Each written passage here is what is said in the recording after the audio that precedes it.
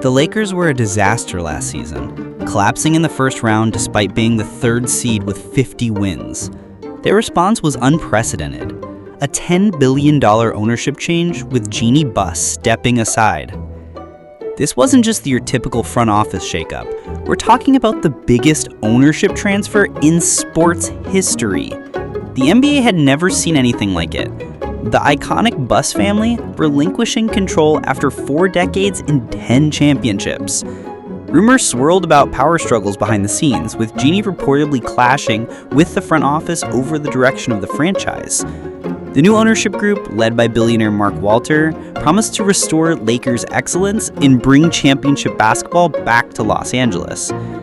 But turns out, this wasn't just about new owners. It was about creating salary cap space for a completely transformed roster built around Luka Doncic and LeBron James.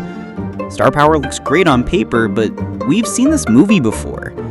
When the Lakers traded for Luka mid-season, they created a team with jaw-dropping talent but zero cohesion. Reddit had it right.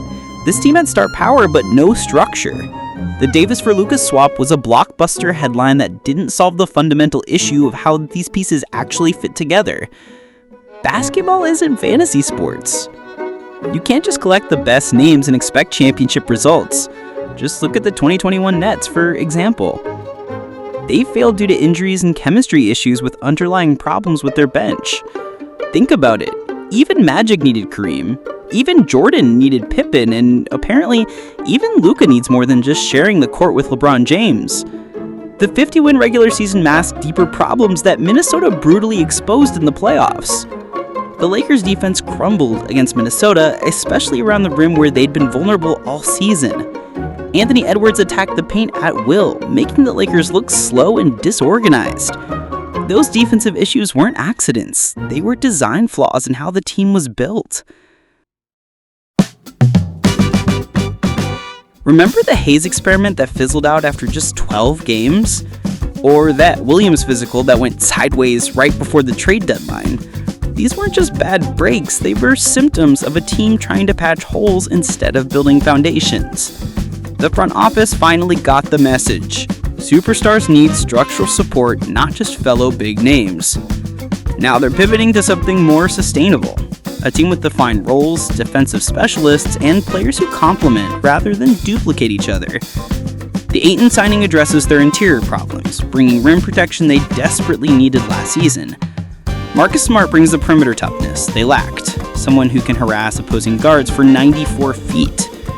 The Marcus Smart addition gives them a veteran presence who knows what championship basketball requires.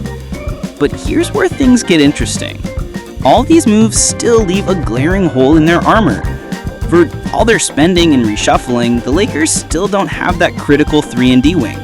You know, the guy who can knock down corner threes and then lock up the opponent's best scorer in the final minutes of playoff games. Every championship team has one. It's like trying to win a race with a Ferrari that's missing a wheel. LaRavia shooting helps, shooting 43.3% from beyond the arc last season. But he's not that guy who can guard elite wings in the final minutes of playoff games. This gap will become painfully obvious when they face teams like Boston or Minnesota in high-stakes situations. Without addressing this weakness, they've essentially built a beautiful mansion with one wall missing. The Lakers have assembled the star power and supporting cast to be legitimate threats in the West. But until they address that glaring 3-and-D hole, they'll remain dangerous pretenders instead of championship contenders. You might wonder why they haven't solved this problem already with all their resources.